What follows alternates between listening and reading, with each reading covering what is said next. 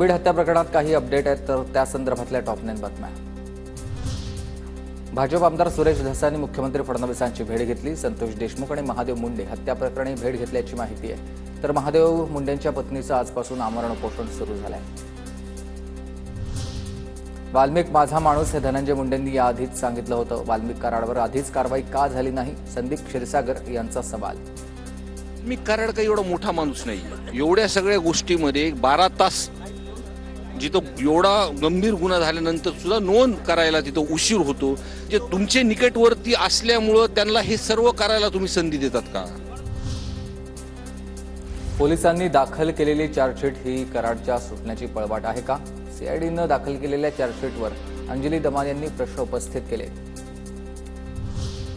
वाल्मिक कराड जेलमधून व्हीसीद्वारे लोकांशी गप्पा मारतोय, त्याला तुरुंगात चहा नाश्ता दिला जातोय, अंजली दमान यांचा आरोप आहे।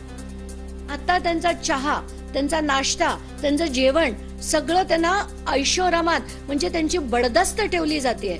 एवढंच नाही, व्हीसीद्वारे ते 2-2 तास लोकांशी गप्पा मारतात। आरोपपत्रात काही मुद्दे राहिले असतील तर दुरुस्ती होईल, धनंजय देशमुखांची प्रतिक्रिया। एक आरोपी फरार आहे आणि त्याला केज पोलीस जबाबदार आहे, धनंजय देशमुखांचा आरोप।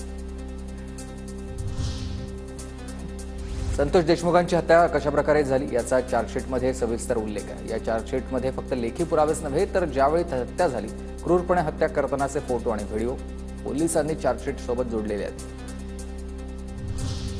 वाल्मिक कराड बीडच्या ज्या जेलमध्ये आहे तिथले सीसीटीव्ही अनेक दिवसांपासून बंद असल्याची धक्कादायक माहिती समोर आली आहे। संतोष देशमुखांच्या निकटवर्तीयांनी सीसीटीव्हीच्या फुटेजबद्दल माहितीच्या अधिकारात माहिती मागवली होती।